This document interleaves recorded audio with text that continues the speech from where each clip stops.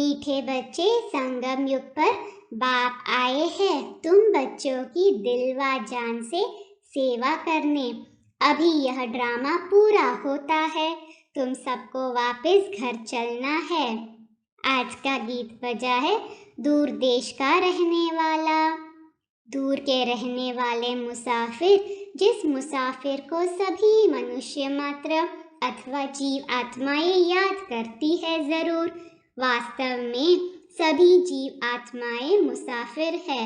जैसे बाप को परम धाम से आना पड़ता है, वैसे तुम बच्चे भी परम धाम से आते हो यह पाठ बजाने। मुझे तो सारे कल्प में एक बार आना होता है, इस कारण मुझे कहते हैं रीइंकार्नेशन।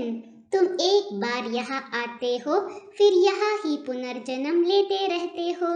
मैं एक ही बार बच्चों के पास बच्चों की दिल व जान सिक व प्रेम से सेवा करने आता हूँ। बाप को तो सब बच्चे प्यारे हैं ना, ऐसा कोई बाप नहीं जिसको बच्चे प्यारे नहीं होंगे। बच्चों को ही बाप से वर्षा मिलता है, वह है हद का बाप, यह है बेहद का बाप। यह कोई नहीं जानता कि बाप कब आएगा। बाप कहते हैं मीठे बच्चे अब ड्रामा पूरा होता है, वापस चलना है। रास्ता कोई भी जानते ही नहीं, सिर्फ कह देते हैं वैकुंठवासी हुआ, पार निर्वाण गया। अभी तुम जानते हो बीच में कोई भी वापस जा नहीं सकता।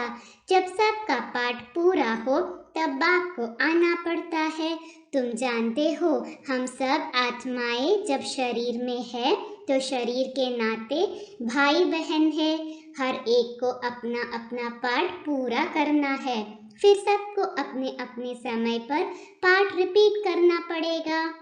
बाप को सभी याद करते हैं कि हे पतित पावन आओ, हे सीता के राम आओ।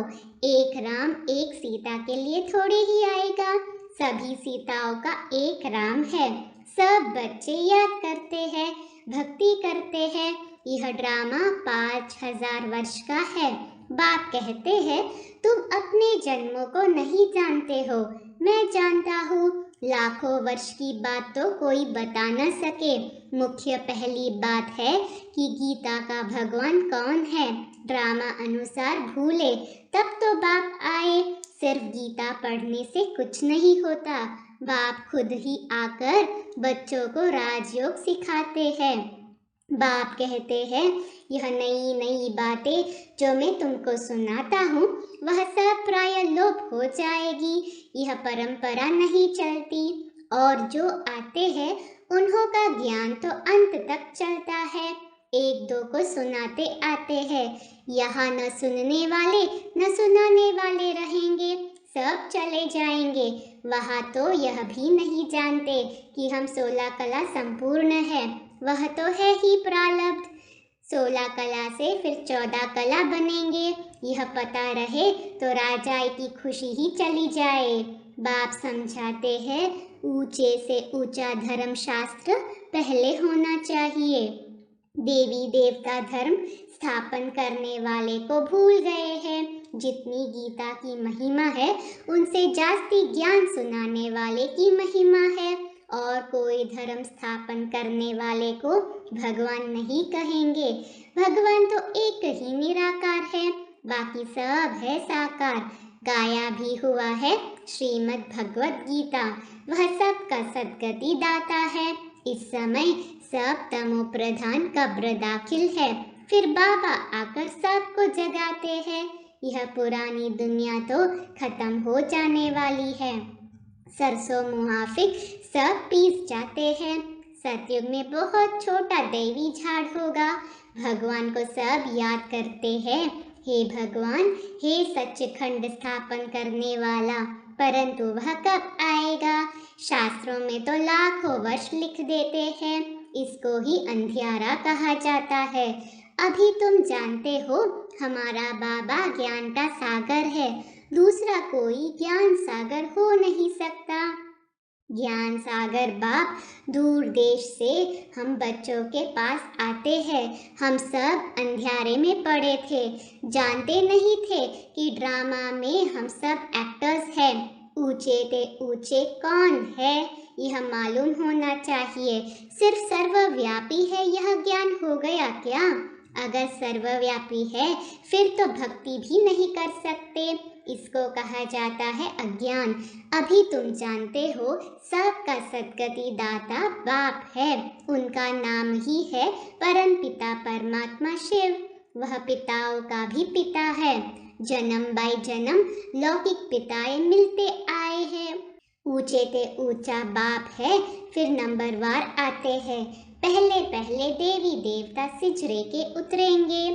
अब वह रचना बाप रच रहे हैं। ब्रह्मा द्वारा ब्राह्मण कैसे रचे? प्रजापिता ब्रह्मा द्वारा अडॉप्ट करते हैं। बच्चे कहते हैं बाबा हम आपके ही थे, अब आपके ही है। पहले पहले हम सतयुग में आए थे।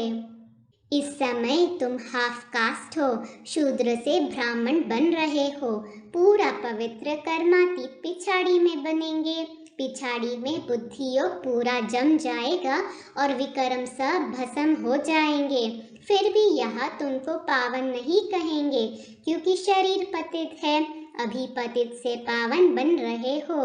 फिर सतयुग में शरीर भी पावन मिलेगा, पूरा पावन बन जाएंगे। फिर यहाँ रह नहीं सकेंगे।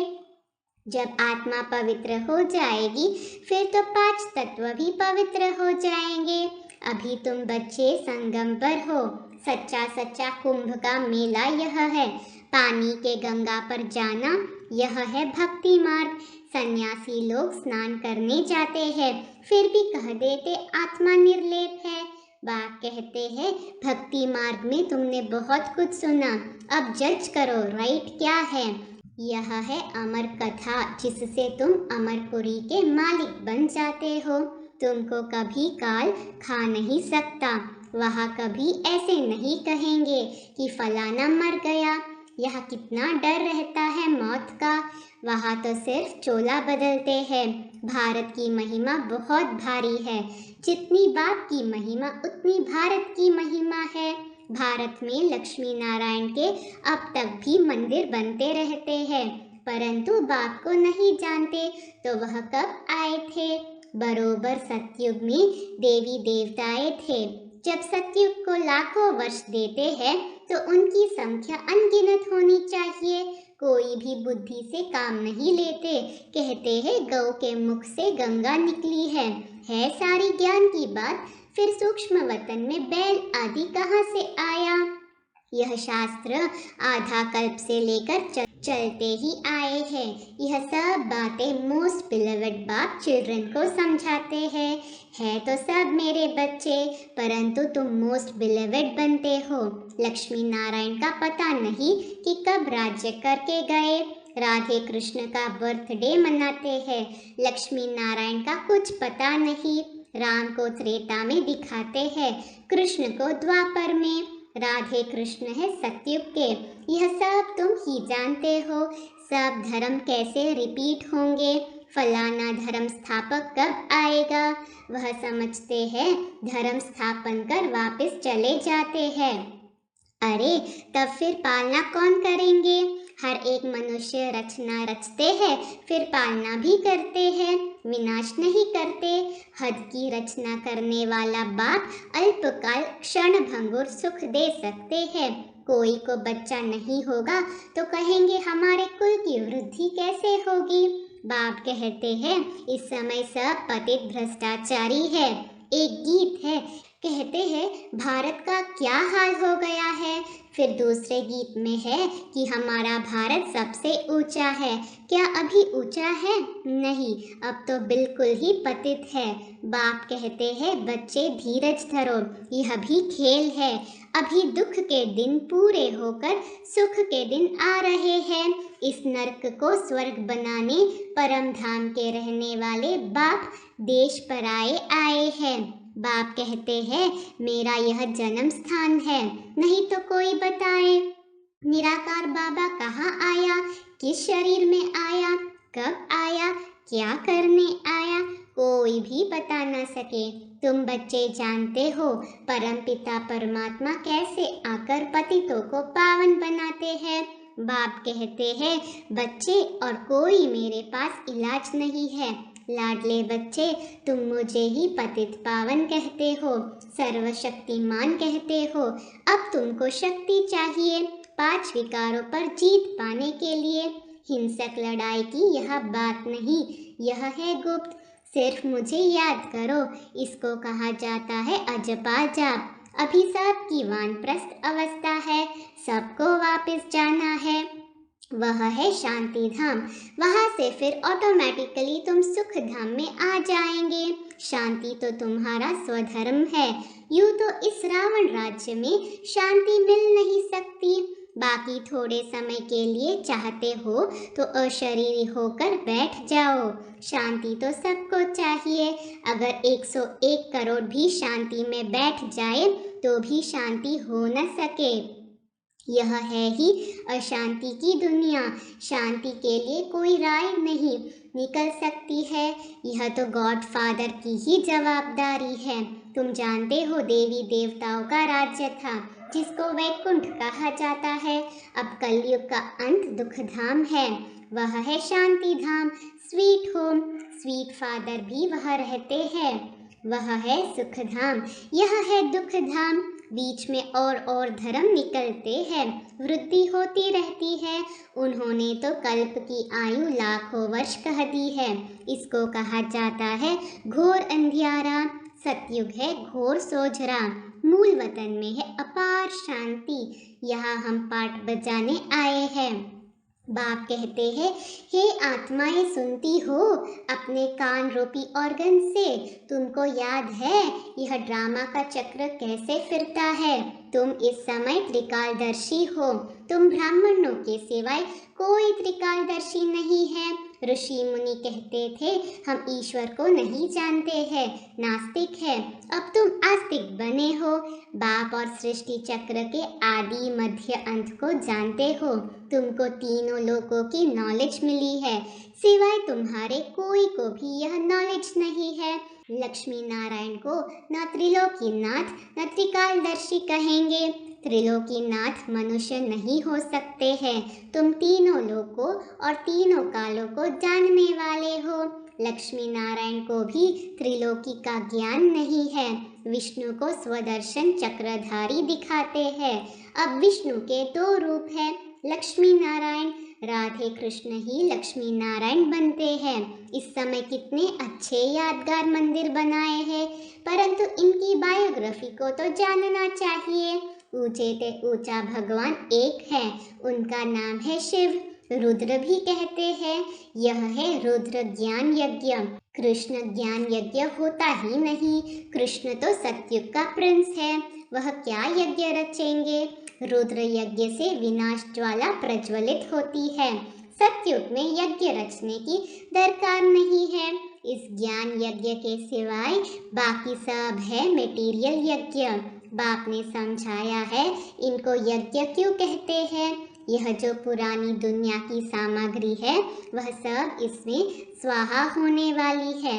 इसलिए कहा जाता है परम पिता परमात्मा ने यज्ञ रचा है, जिससे मनुष्य देवता बनते हैं। देवताओं के पैर पुरानी दुनिया में नहीं आते हैं। तुमको तो बाप ने सब कुछ साक्षात्कार करा दिया है।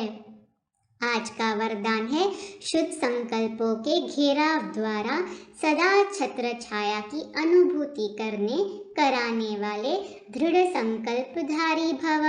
स्लोगन है फरिश्ते स्वरूप का साक्षात्कार कराने के लिए शरीर से डिटैच रहने का अभ्यास करो। ओम शांति।